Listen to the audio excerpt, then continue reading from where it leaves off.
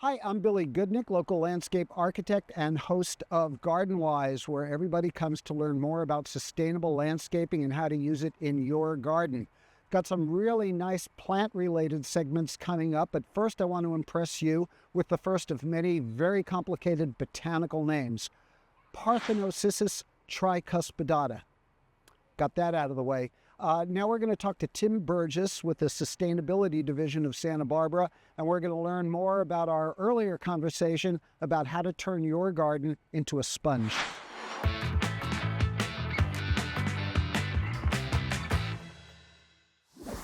I'm here at the today windy, cloudy, post-storm Santa Barbara Botanic Garden. Great place to be. Come up and visit, become a member. Anyway, this is part two of our discussion about creating permeability in the gardens. We're talking about turning your garden into a sponge so we can take advantage of all the water that falls on the site. Joining me again is Tim Burgess. He's with the City of Santa Barbara's Department of Sustainability and Resilience. I think I got that right. We gave everybody a shot at what permeability means in a big way. Let's talk about some specifics. How do you start figuring out how to make your garden more permeable? What do you need to look at before you start making like decisions about I'm going to do this here or that there? Yeah, I guess you would look at the big picture, look at all your impermeable surfaces or all the places where water runs off directly. Like the roof, Yeah. driveway, like any walkways. There are ways you can reduce those surface areas. Another thing to look at is where does that run off to? Where's that water directed to? The best place for those to be directed to is to a landscaped area where the soil is natural and there are plants growing. That way, that water can run off and soak up that rainwater. Even though it's running off the walkway or the driveway or the roof, it's not running directly into the street. So maybe start off, just do a little sketch. Doesn't have to be Da Vinci quality or whatever, but like where's your house? Where's the hardscape areas? Kind of label things so you know what's going on. What do we need to know about where the water comes from? You talked about the roof, that sort of thing. What else? How else does the water get from the sky into our garden?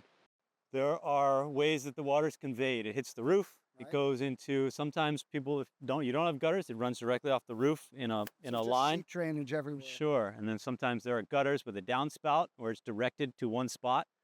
And so that's a spot where you're going to have a lot of water, and it can also be convenient. Make your landscape utilize that water. So job one is to safety. Making sure the water is moving away from the house. I've found as a landscape architect, especially in older homes, people put in improvements and they don't necessarily retain the drainage away from the house. So I guess you want to look for areas where it might be accumulating too close for comfort. That's right. Yeah, you don't want to create a problem with the water that then makes you sort of have to drain it all away later. So you want to... Or swim from the kitchen to the living room. Yeah, unless you have a canoe on the sidewalk. So I got a little sketch. I'm saying, oh, the water comes off here. It's running this way. Looking for low spots. I guess if you're thinking about it during the summertime, you're at a little disadvantage than going outside right after a storm. Right. If you don't, but you might be familiar with the way that water goes. But you can generally look at the grade of the landscape and see where that water goes. The water can come off. Some people utilize a rain barrel, which doesn't really store a lot of water, but it can be helpful for if you want to use that to water plants later. But then the overflow from that rain barrel might go to a landscaped area. The landscaped area that it does go to, if you want to retain that water and allow it to slow down, spread out, and sink in, you might make that landscaped area flatter or slightly concave. Let's hit that again. You want to slow it down. You slow the speed of the water. That's right. Spread it out. It's in so one you spot. Want to do something to deflect it, or? Yeah, you want to spread it out so it's utilized, so it can be spread out in a big area of soil, and that maximizes your infiltration or your permeability. Right. And it makes that water available to a lot more plants. So the 3 S's, you slow it, spread it, and then sink it. Sink it. Yeah. And what's it sinking into? Well, it's sinking into that soil where the roots of the plants around there can use it. Animals, microorganisms in the soil act as that microbiome that help filter that water. The water can eventually go down to drinking water aquifers. It can also move laterally and go to creeks where it comes out as spring water and very filtered and contributes to better water quality in streams and the ocean downstream. Top 3, top 5 things you can actually do in the garden, either you or have a landscaper or a landscape designer design things into the garden that are going to give me more permeability.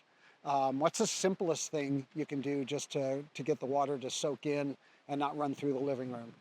Well, get out with a shovel and grade your landscape to be able to hold it. Move it away from the house as much as you need to move it away, but then utilize that garden and that landscape area. That's really simple. That's so if I can create low spots, that's going to be the slow it and the sink it area. Right. Exactly. I've heard them called rain gardens. That's one of the approaches. We're also talking about dry creek beds, which can be, if you do them right and you've got some nice rock, you can create a very nice looking feature that way. Tim, there's a lot of materials out there that people install in their landscape. Is there anything other than concrete and the obviously permeable stuff that we should avoid using in order to increase permeability? Yes, I would avoid using geotextile fabric, and that's sort of a woven fabric made of plastic that's often put in landscapes. And that we're talking about weed cloth. Weed cloth, right. And that's often impermeable. It also creates a barrier for living organisms to get through the soil, and it often just gets broken up and becomes trash. Another thing that is not the best surface is what we call decomposed granite. It's not really granite, it's kind of a decomposed sandstone. It has a lot of fine material in it, and if you use that on as a paved surface, it is just about impermeable. So when rainwater hits it, it really runs off and it ends up rilling out and creating little channels, and it's effectively impermeable. A lot of them also include a binder that makes them even less permeable. Even less permeable. What are some of the materials we can use that are more permeable than just a solid strip of concrete? Depending on how much pavement you need, you could start with just mulch, if that's going to work. If it's a walking surface, gravel, that is nice too. These kind of softer hardscapes. It makes a little crunchy sound as you walk. That's right. Not a great idea if it's where you bring the trash cans in and out all the time. Right. And if it has to be something that's hard or it gets muddy and you want to be able to walk on it a lot, something that has space around it that's permeable is ideal. So some people put flagstones down, and there's not a big area of impervious surface there, so it runs off into the landscape around it, and they don't have too big of an impact. So even if you do, for whatever reason, have to put in a concrete surface, as long as it's pitched and that water runs off there and goes to the bigger part of the garden, that seems like we're still doing the right thing. Yes, it does, and it depends on the size of that impervious surface compared to what it runs into. So if you have a small little walkway that drains into an equal sized or larger landscape area, then that landscape area will be able to probably handle the runoff from that impervious surface. Now there's more sophisticated products out there. We've seen permeable pavers. There's even permeable concrete. Is that an option as well? What would, when people talk about using pavers that are permeable, what are those things? Yeah, those are a good alternative in a spot where you really absolutely need it paved. Driveways, even walkways, but they are designed to where the pavers or the bricks have a gap in between them. Right, so they often just look like a standard rectangular brick? Sure, yeah, it looks like sort of a cobbled street, and the water flows in between, and they're built typically with a layer of rock underneath them that doesn't have any sand or any kind of things in between it, so the rocks are locked together and there's space in between them, and that acts as a water storage area and gives it time to soak into that native soil underneath. We're talking about the Mackenzie Park parking lot. I know that was done quite a few years ago where the cars park, it's those pavers. Also somewhat recently around Alice Keck Park Memorial Gardens, weren't all those sidewalks converted to the permeable pavers? Yes. So if you want to see examples of them, there's a couple places in town where people can go look. Right, Plaza Veracruz, Oak Park, Stevens Park. Yeah.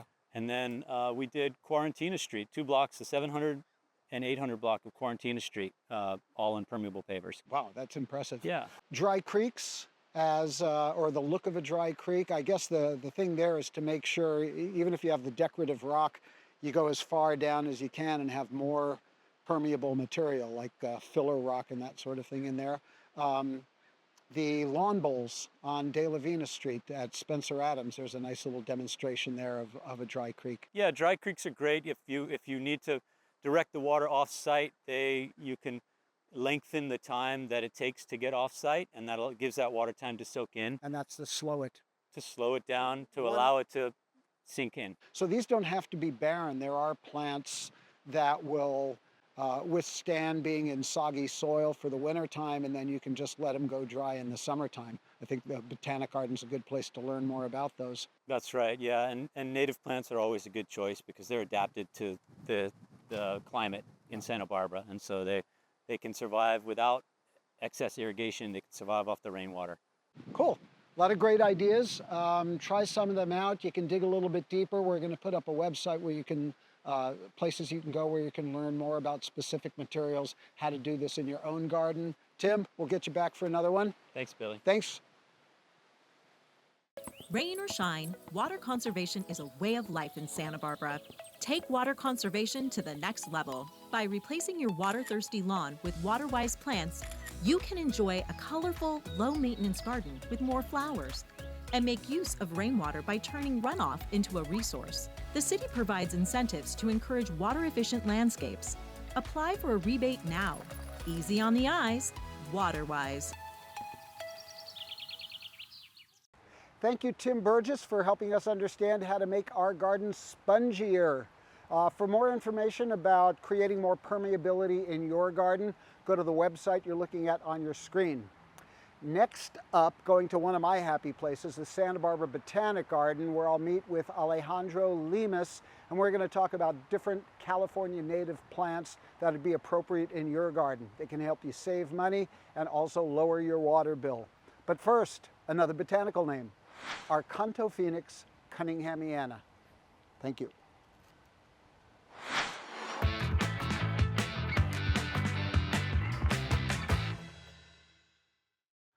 Billy Goodnick, Garden Wise. We're at the Santa Barbara Botanic Garden in the beautiful foothills of the Santa Ynez Mountains. We're talking about different types of plants for different situations, and now I'm going to talk to Alejandro Lemus, the horticultural educator here.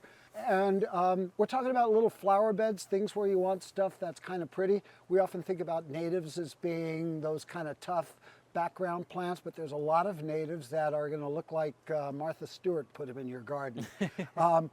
One of my all-time favorites, even if it wasn't beautiful and fern-like and have these great flowers, the name alone is a reason to have it in your garden. It's called Verbena lilacina de la Mina, and you can't do any better than that. So Alejandro, what do we like about this guy? This one, what's not to like about Verbena lilacina de la Mina with a name like that? It has really nice flowers. In fact, if you're looking to attract beneficial pollinators like the monarch butterfly and other butterflies, Verbena is actually a great nectar source for them. It's green year-round. Wait. Smells like carnations, and you can stand many feet away from it, and on a warm day, you wonder where it's coming from. Yeah, to me it smells like cloves, but I guess our noses are different there. Clothes and yeah, but wonderful fragrant smell there. Horticulturally in the garden, Verbena performs really well. It's a well-behaved plant. In fact, you can shear this back 2 or 3 times a year with the head shears and actually promote further or subsequent bloom season. And if anything can withstand commercial landscape maintenance, this plant can. So that tells you what it's up for. Yeah. Verbena, definitely a powerhouse plant. Anything else to know about it? Is it, it's not temperamental, overwater, that sort of thing? So this, don't overwater anything. Don't overwater. Here at the garden, we recommend watering your native plants when you first plant them deeply and infrequently until the roots get established after that first summer. But really easy native plant to start with. If you've never planted a native plant, definitely recommend starting with the Verbena. It would probably be good in a big pot too, right? This would perform wonderfully because the root system's the plant gets about like so, and if you have a big container, this is great. You could even put a few other things in to trickle out of it. I treat it the way I would use lavender, just the lavender bush in a garden. It's about a substitute for that, but a little bit funkier looking. So we've got our purplish flowers. Let's stick with the purple, and the blues. Yeah. This is blue-eyed grass. No, this is yellow-eyed grass. There's also a blue Cicericium. And we call it a grass, but it's actually in the iris family, if I'm not incorrect. Yeah. So yeah, as Billy was mentioning, this one is in the iris family, despite being called yellow-eyed grass. It's very similar to the blue-eyed grass. It's really nice to include in a perennial border. It spreads very slowly. It's a clumping perennial, but you get greeted by these lovely yellow flowers in the springtime. And it's actually a plant that would do really well in a perennial border because it actually doesn't mind a bit of extra moisture. This can tolerate some supplemental water quite easily. And in fact, that'll help it spread. Aren't there some Sisyrinchiums that grow in like bogs and on stream edges? So, Yeah, this would be one of them. So it definitely prefers having a bit of wet feet. And another little bitty pretty one, we've talked about this in other segments, but this is Heuchera maxima or island alum root. And it gets these tall, almost like the diameter of a pencil lead, with these beautiful kind of off-white bone-colored flowers. Cream-colored flowers. What else do we want to know about it? Very garden-friendly. Very garden-friendly. In fact, if you're going to plant heucheras or island alum root in the garden, or any heuchera, any coral bell, these especially look well when they're mass planted. So planted in huge, huge swaths to really help accentuate those flower stalks to get in the About how spring. far from each other? Something like a heuchera that probably gets no more than a foot wide. You're probably looking at planting them about maybe 2 to 3 feet apart, just to make sure that they're growing, that they're able to grow and have that airspace in between them. They're at my front porch. If you happen to be driving by, you'll see them. And we've got another gift that keeps on giving. Oof. This is common yarrow, Achillea or Achillea. Where do you go? Potato, potato. Potato, potato. There's a potato, potato plant. Yeah. Tell us about flowers. Yeah, Achillea, I say Achillea. Okay, Millefolium, yeah, there you go. So it's our common yarrow. They come in many different flavors, but my favorite is there we go. So this is the pink variety. This one here this is our common yarrow. So the flowers you get on this one are white. But my favorite thing to talk about when it comes to yarrow is the fact that it is a ground cover. And if you're looking for a native plant that tolerates moderate foot traffic, you're looking for something that'll do well near pathways, yarrow is a great one. You get greeted by these nice umbrella or flat-topped white flower clusters in the springtime. Really great for butterflies. Really great for pollinators, the yarrow plant. I'll give you a caution because I planted 2 of these in my garden and I have to fight them back every once in a while, but they're kind of easy. They do run across the surface and they'll root as they go. But I've also dropped a few in the middle of my mulch paths and I step on them every day and they're starting to spread out and they do make a decent lawn substitute. Just don't try playing polo on them. The horses get distracted by the flowers, I think. Yeah, exactly. I don't think you can play a football game on these, but you could definitely walk on them from time to time. Yeah, mine are staying an inch where they get stepped on. The foliage gets about this tall where we don't.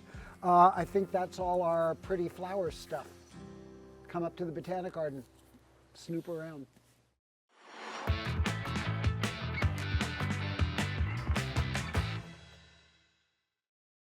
Hi, Billy Goodnick at the Santa Barbara Botanic Garden. We're in the nursery where you can pick out all kinds of great California native plants that are appropriate for our gardens and very sustainable, low water using, all that sort of stuff, all good for your garden.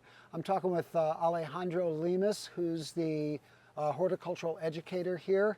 And right now we're going to talk about pollinators because what's so cool about pollinator attractors? Yeah, pollinators, they're going to be attracted to our native flowers. They're going to help produce seeds and help these plants carry out their ecosystem services. So who are some of the good guys? When we meet pollinators, I mean, you're inviting beneficial skippers, moths, butterflies, native bees, even small insects like beetles who actually pollinate a lot of these plants and provide services even if we don't see them. Even if you don't see them, you know. So they otherwise provide very beneficial services to these plants that we often don't notice. So we're not only doing something good for the environment and helping feed all the good guy insects that might even want to munch on the bad guy insects. Exactly. But all of these plants are just really beautiful when they're in flower. Start with... Yeah, so right here, beautiful, beautiful name, Verbena lilacina delamina, just a mouthful right there.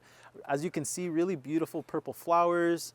They're fragrant. To me, they smell like cloves. To Billy, they smell like carnations. It's amazing. It's a really fragrant plant. Really easy to keep alive in the landscape, you know, requires minimal water. You can shear it back from time to time, and that even promotes subsequent blooming. So really great pollinator magnet, we like to call. You could trade it out for lavender in your garden because this is native and it gives you the same color, about the same size bush.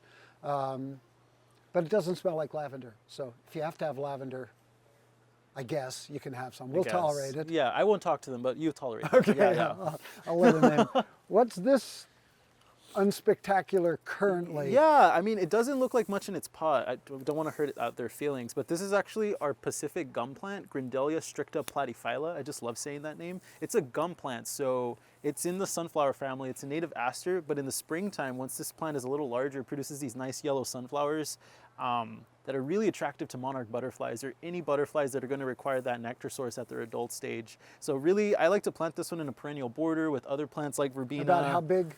You're probably looking at about 2 feet tall, 2 to 3 feet wide, perennial plant, really nice yellow sunflowers in the springtime. Excellent. So we've got some yellow, we've got a some little yellow. lavender purple color. Yep. Let's go here. Yarrow, let's see. Easy, easy to grow. Very easy to grow. In fact, sometimes it can be too happy. It does spread in the garden, so if it has access to space, moisture, it can take over an area, which is why it makes a nice ground cover. So if you're looking to add ground cover to your area, but also invite pollinators, the white flowers on this are super attractive to butterflies, beneficial pollinators, really easy native plant to keep alive. I've got it in my garden, and when it does spread, I just take a flat nose shovel. I say, you will not go beyond here, and then I slice underneath and off it goes, and that's really all it takes. So it's not like having Yeah. bamboo or something like that in your garden. It takes tough love pretty well. Yeah. Yeah. And the big bruiser in the crowd. I love this plant. So this one here is our Eriogonum giganteum. So it's our giant buckwheat, or our St. Catherine's lace. It's a giant buckwheat. Really nice leaves, kind of like this minty green color, but showy, And the showy undersides plant. are a light gray. Yeah, so really showy plant, especially in the springtime. As you're going into summertime, this plant is still blooming. It produces these nice white sprays of flowers, these About like- huge white clusters. It's like thousands of flowers all Yes. held together like an umbrella. Yeah, so you can imagine with all those flowers, all that nectar that lives in that flower head, it's really, really attractive to our local pollinators. So if you're looking to invite butterflies, beneficial pollinators to your garden, buckwheat is a must-have. When it's all done flowering in that sort of pretty white, off-white, the flowers go brown. Brown is a color too. It's okay in the garden, but you leave them on as long as you can. But toward the end of the season, snip them back or shear it, and you'll get plenty more flowers next year. But it becomes a pretty good sized woody plant that takes up space. So put it in the background of the garden, not near your doorway. Just let it go free range. It's a beautiful plant. You're looking at 5 to 6 feet tall, 5 to 6 feet wide. Really nice rounded plant to attract pollinators. So this is just a handful, a very small handful, a palmful of some of the pollinator plants. There are dozens and dozens of them up here. So come up to the Botanic Garden, especially during the fall or spring sale. Check out what's here. There's people here who know their plants and will help you.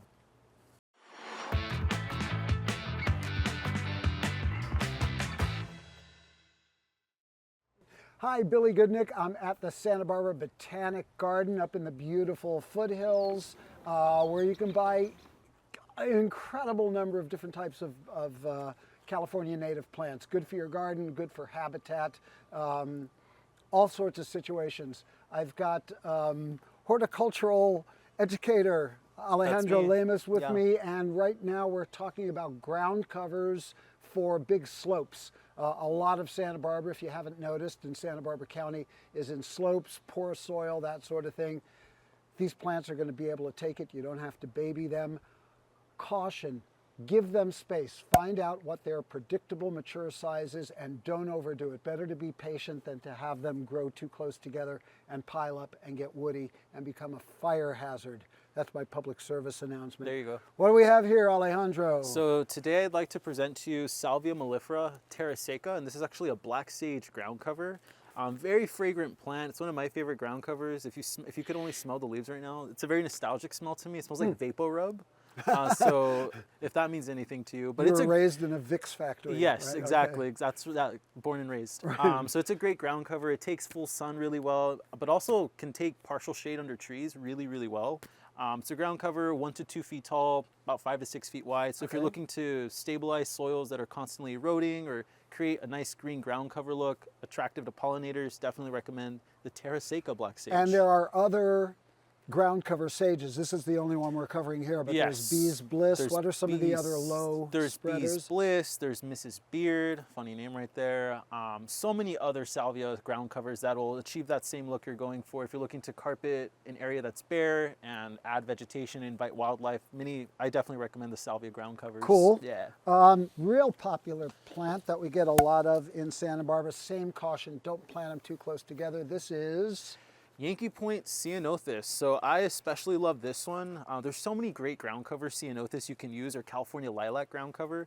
This one has nice glossy green leaves, stays really low to the ground, 1 foot to 2 feet tall. This one can get to be about 10 feet wide. So if you're looking to create a lot of cover, you have a huge slope that you want to stabilize, you want to add green, invite beneficial pollinators, definitely recommend the Yankee Point Ceanothus. It's a really beautiful plant to have. one thing, if you're planting these far apart, it's going to be a couple of years before they grow together and you get protection out of them. So if you are concerned about erosion, take other measures like using jute netting or a rough type of mulch that's going to hold the soil in place so you don't have erosion until these take over and do the job. Here's a really cool cousin of that Ceanothus, which is... This one here is our Diamond Heights Ceanothus. So this one has really funky leaf color. It's variegated. You got this acid yellow, lime yellow color going on. Again, it's a nice ground cover Ceanothus. This one can be a little bit more temperamental in the garden. So when folks are choosing this in the nursery, we definitely advise them to make sure they have the right conditions before planting Good this one. drainage. Good drainage is key. And actually, even here in Santa Barbara County and other coastal environments, Diamond Heights Ceanothus actually prefers a little bit of protection from harsh afternoon suns. Yeah, either full morning sun or filtered shade underneath not too dense of a tree.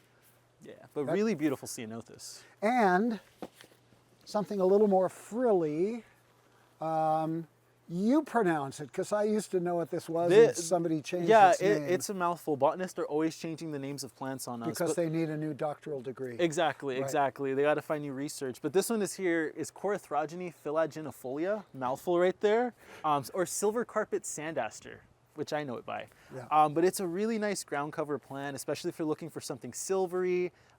This one is actually in blooming now at the garden, but this one is known for having these purple or lavender-like daisy-like flowers. Right, kind So of it's like really planting beautiful. aster, Yes. or I'm blanking on it, gazania. It's like a gazania daisy. Very, sort very of look. similar. When I see this plant in full bloom, it's going to invite skippers, butterflies. They can really spread, right? And Yeah. they root as they go. Yes, whenever the stems make contact with the soil, they will root, but it's a ground cover, so you're looking at it spreading 3 to 5 feet wide. Right.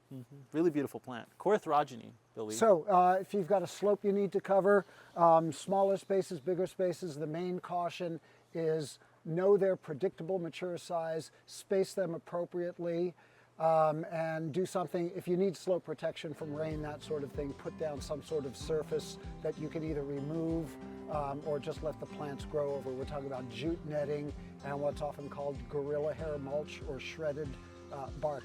Works great. We're at the Botanic Garden. Come up, have a look. Thank you, Alejandro, my brother from another mother. Some really great plants, and if you haven't visited the Santa Barbara Botanic Garden lately, what are you waiting for? Fabulous place. Now I'm going to another one of my green happy places, but first, a botanical name. Try this one on. Trachelospermum jasminoides, very common one, look it up. We're going to Seaside Garden in Carpinteria. I'll be taking you through an amazing collection of plants and garden collections. Stay tuned. Rain or shine, water conservation is a way of life in Santa Barbara. Take water conservation to the next level. By replacing your water-thirsty lawn with water-wise plants, you can enjoy a colorful, low-maintenance garden with more flowers. And make use of rainwater by turning runoff into a resource. The city provides incentives to encourage water-efficient landscapes. Apply for a rebate now. Easy on the eyes, water-wise.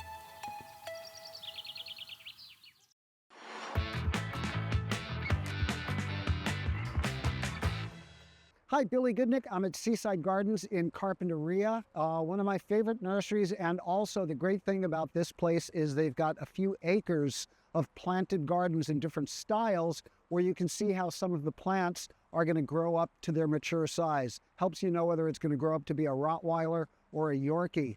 I'm going to take you through the garden, show you some of my favorite plants, explain how to use them, and put them in tidy little groups so you can understand how to use them in your own garden. Stay with me.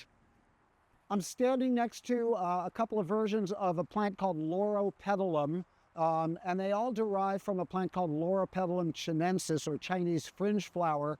But over the years, they've been cultivated, and different varieties of them have come on the market. And the one that people find most attractive are the ones that have these purplish leaves. Some of them are almost like a black purple, and others are more of kind of a blush color. So be sure to check the variety name. What I like about these is, as delicate as they look, they just look like something you'd find in a real finesse garden. They're actually pretty tough and get by once they're established, which means a year or two of deep soaking and letting them start growing up. You can cut back on the water quite a bit. If the plant never flowered, I think it's still got a place in our garden just for the foliage color and the beautiful lacy form. But the extra bonus is why it got its name. Shh, don't tell anybody. This is Chinese fringe flower. I think it's a very appropriate name. You can wear it behind your ear if you want to. So this is Chinese fringe flower. The original one I talked about, Loropetalum chinensis, is a white flower. They're harder to find. I love the way the white looks in the garden. If you run across one of those, give me a call, text me, let me know. We all know eucalyptus, those buddies from Australia. The big ones, the windrose, all that sort of thing. This is a eucalyptus too. They come in a lot of shapes and sizes, and this is one of the smaller ones. This is Eucalyptus Moon Lagoon, and its real charm are these tiny little leaves and its kind of silvery blush. It's also got these sort of orangey brown stems, which makes a great contrast. Left alone, they'll get about so high, but they start to morph. The leaf changes and you get a longer green leaf. So the key to this is just to shear it every once in a while. You'll encourage new growth, and they'll always have this beautiful, compact, almost boxwood-like form, but they're also very graceful when they open up in the garden. I wanted to introduce you to this plant. This is called Grewia caphra, lavender starflower. It's a real problem solver when you don't have a lot of space along a fence or a building, but you don't want a vine that might cling to the building or interfere with your neighbor. What I love about it, aside from these beautiful star flowers, is that its natural growth pattern, as you can see, is more up and narrow. So it makes it very easy to prune into a two-dimensional form instead of letting it spread. But it's very easy to live with, takes really low water, grows in full sun, part shade, and it's just a real problem solver. Love this plant. Grewia caphra. Behold, Jerusalem sage, big bold plant. I'm standing next to what are probably no more than 3 or 4 plants, so count on them getting 5-6 feet across. That's how I usually space them in a garden. This variety is called Grande Verde, which means big green, and you can see from the leaves that's it. It's in the sage family, or salvia, and that's distinct because of the shapes of the flowers and also the square stems. It's this wonderful cheery yellow, and it has these whorls, W-H-I-R-L, whorls of flowers that are almost like the floors of a pagoda. And they go from having this wonderful lemon yellow color, and then they start fading. And then when the flowers are gone, it's still really interesting. I've used them in dried arrangements, and it's great. Very low water, takes the sun, takes a beating. It's also got a cousin right over here that I'm going to go over to in a purple kind of lavender variety. But these are all Phlomis or Jerusalem sage. And this is the purple form. You can see everything's very similar. It's got these leathery leaves like the sage that we cook with, but it's this wonderful kind of cool pinkish lavender, call it mauve colored flower. Combining the two together is really great. There's another plant that pairs nicely with it that's related that I can't show you right now, but it's called lion's tail, and that's a really robust, dark, smoky orange color. So they all work wonderfully together, and they're all from South Africa, I believe. The results are in. Utility customers across the city are saying WaterSmart is a great tool that's helping them save water and money. With features like leak alerts, online bill pay, and hourly water use information, find out how WaterSmart puts more data in your hands to better control your bill by signing up today. Visit santabarbaraca.gov/watersmart to learn more. This is California bush sunflower. It goes by different names. Botanical name is Encelia californica. I have 3 or 4 of these in my garden. I raised them from seed that I gathered on a freeway overpass. Proud papa. It's called a sub-shrub. It's basically woody down toward the core, but these outer growth is a little bit looser. I've kept mine flowering about 6 months out of the year once the sun starts staying up longer, just by occasionally going through with my pruners and cutting them back a little ways. The birds love them. They'll come and feed on the seeds like a regular sunflower. They get a nice little seed head on them over time. It doesn't need a whole lot of water. In the summertime, same sort of thing as a lot of natives, give them an occasional deep soak. Deep soak means leave the water on for a long time so it really penetrates, but just do it occasionally. It's okay if the surface water dries out a little bit. As for care, just shear them once in a while. They'll start over. They'll say, oh yeah, and just start growing back. This is a fabulous gift from South Africa. It's called pincushion plant, and they're all from the Protea family, which are these wonderful exotic flowers, all from South Africa's southern equator. There are a lot of cultivars and varieties of this in a full range of colors. They're always a warm color like an orange or whatever. This is about the maximum size for them. If you trim them back once in a while, they'll stay a little more dense. Otherwise, they tend to flop out. Very, very low water, adaptable to most soils, but if you've got a heavy clay, you don't want to overwater them. Let them get watered and then dry out a little bit in between. We're now in the first days of spring while we're shooting this. So this is when they flower. They're spring and into summer. And then the show is over, but it's still a very interesting plant in that the new growth gets kind of a grayish green cast to it. And it's a very interesting shaped leaf. One of my go-tos. The only thing you need to be careful about is not making them too soggy. Give them decent drainage. Leucadendron is another South African plant that has been hybridized into a lot of different forms. It goes by the common name of cone bush, this is kind of the reproductive parts of it, and it looks like a little bit of a cone. So as showy as it is, it doesn't flower in an ornamental way, but what we grow them for are the leaves and the bracts. Ebony, obviously with that name, it's a very, very dark color. Another hybrid of it over here is called Safari Gold Strike, and it's just starting to get its golden color. But right in here, this becomes just a really bright, beautiful orange, yellow color. Tops off about 5-6 feet high and a little bit narrower. Natural growth pattern, as you can see, is very vertical and compact, so you can use them in smaller spaces. Another variety of it back here is called Jester, because they're kind of humorous looking. So you can get all different types of colors ranging from yellows to more red to a more blush color to the darker types of purples. They're all leucadendron. Look them up, visit a nursery, and you'll see all different types. Very low water. Again, summer dry is okay. Make sure they get a decent amount of water in the springtime when they're starting their new growth, and then you can cut way back. Occasional deep watering. In terms of pruning, they grow out from the center and they usually grow multiple spokes. So if you want a more tiered sort of look, you can let some of these grow to maturity and others cut at different levels, and you'll end up with a plant that's a little bit less uniform in terms of its overall architecture. The most common form of leucadendron we see around town in our gardens is Leucadendron Safari Sunset. Kind of burgundy colored at the top, a little greener down with little blushes of burgundy in it. The dark red stems are an extra bonus, and this is just what it does. Again, these are not flowers. These are the bracts that surround a cone that's inside that's kind of insignificant in terms of ornamental value. It's a great plant. Last one, Clitostoma callistegioides. So thanks for watching this episode of Garden Wise. I hope you've learned something you can bring home and use in your own garden. For more information and looking at past shows, go to waterwisesb.org or check us out on social media. That's it for this one. Stay water wise, Santa Barbara County.